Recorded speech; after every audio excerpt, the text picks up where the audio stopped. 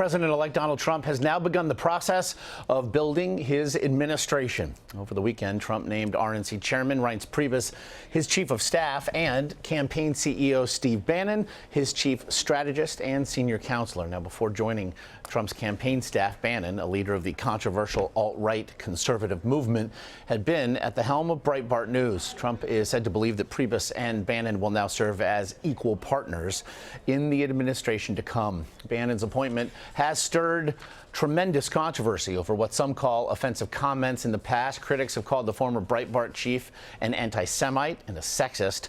Earlier, Priebus defended his colleague on the Today Show. Guy knows a guy sitting in office all day yesterday talking about hiring, talking about people. And in the last few months, there's a guy that exhibited none of those qualities. Here's a guy who's Harvard Business School. He was a 10-year naval officer, London School of Economics, I believe. He is a guy who is he's very, very smart, very temperate. And together, we've been able to manage a lot of the decision-making in regard to the campaign, along with Kellyanne, and it's worked very, very well.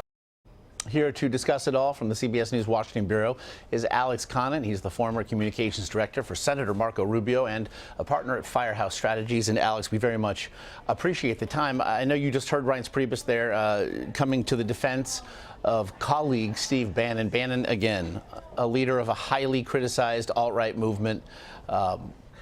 Given where this country stands as it regards a cultural divide in the aftermath of this election, what do you make of the appointment of Steve Bannon as a senior counselor to the president-elect? Well, first, let me say, I think that the president-elect Trump should be allowed to pick whomever he wants in his White House, especially his highest advisors. These need to be people that he trusts, people that he has confidence in, and frankly, people that are invested in him, people that helped him get him elected president. And therefore, I have no issue with him picking Reince Priebus, who I actually think is a fantastic pick for chief of staff, and anybody else he wants to pick in the White House. He needs to surround himself with people he trusts, and if he trusts Steve Bannon, then he's a good pick for the job. And yet, outgoing Senate Democratic leader Harry Reid said of Bannon, and I quote, "White supremacists will be represented at the highest levels in Donald Trump's White House."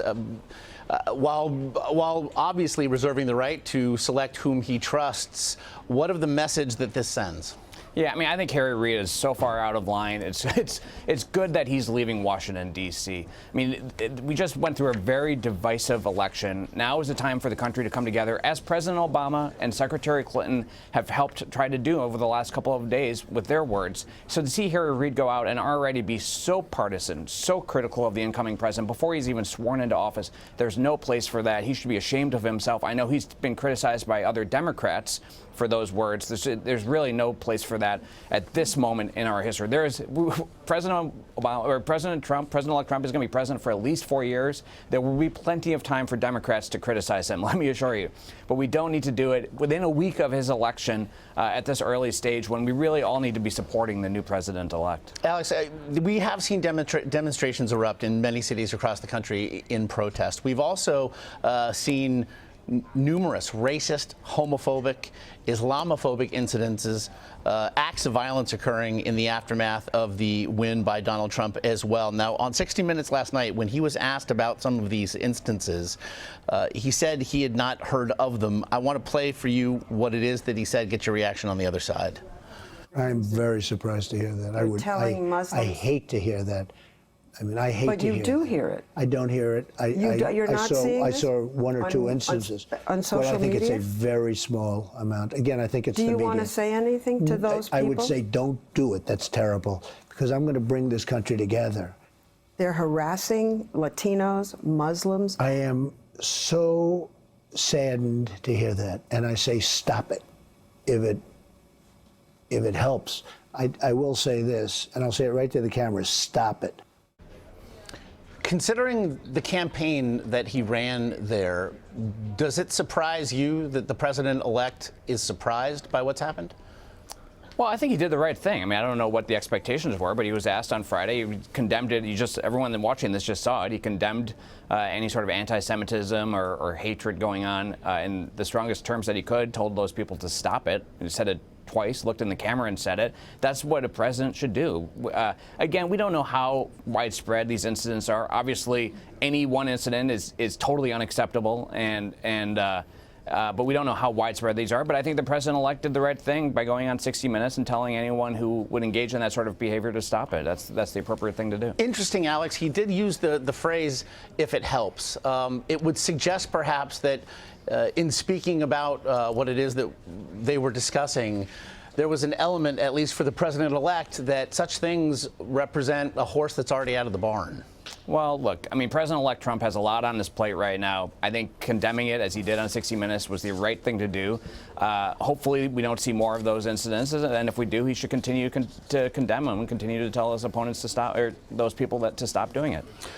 I also want to ask you about his use of Twitter. We saw him, in fact, condemn the protests in the immediate days following his election victory, call the protesters professional protesters. He then walked that back in a later tweet, saying he appreciated the passion of the protesters in question. He also attacked the New York Times over the weekend, again, doing also from his preferred medium of Twitter. Do you have a sense that regular tweeting by the President of the United States, and in so doing perhaps indulging certain baser instincts, is a good thing?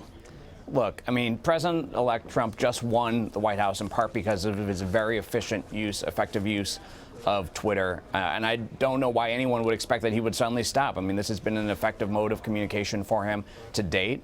He's going to continue to communicate. If anything, the importance of his words and his communications are going to be greater than ever. And the fact that he has this platform where he can speak directly to tens of millions of people is a powerful thing that I wouldn't expect him to relinquish.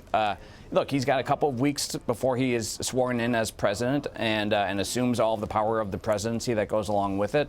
He's still building out his team, including his communications team. I'm sure that they will have suggestions on how he can most efficiently use Twitter. But I don't expect that he'll stop Twitter, nor do I think he should stop Twitter. I mean, his supporters, the American people, have come to know Trump in part through Twitter and to rely on knowing what he's thinking by reading his tweets. And I would expect that would continue as president.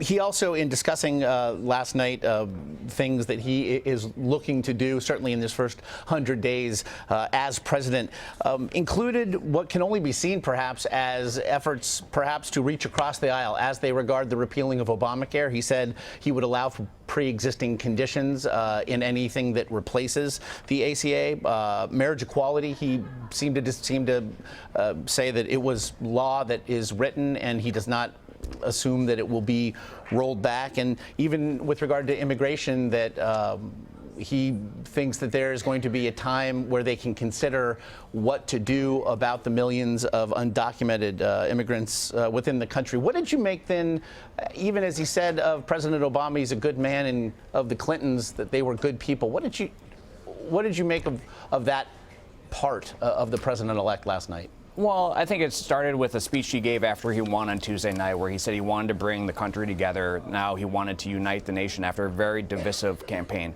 And he comes to Washington, D.C. with an immense amount of political capital. He doesn't owe his election to anybody but the American people. And he deserves a lot of credit for that. He comes to Washington, D.C. with Republicans in control of both houses of Congress. Soon we will have a 5-4 majority on the Supreme Court again. It's an exciting time to be a conservative, but we have to recognize that Trump is going to be his own president, have his own agenda, and Republicans in Congress will work with him to implement it. And I don't expect that they will agree on everything, and when they don't, that's where the checks and balances will play a role. But we are also on the precipice of a time of getting a lot done in Washington, breaking the gridlock that has really kept this city for the last decade from fulfilling its potential. And I know that does have a number of people very excited indeed. Alex Conant, as always, very much appreciate the insights today. Thanks, Josh.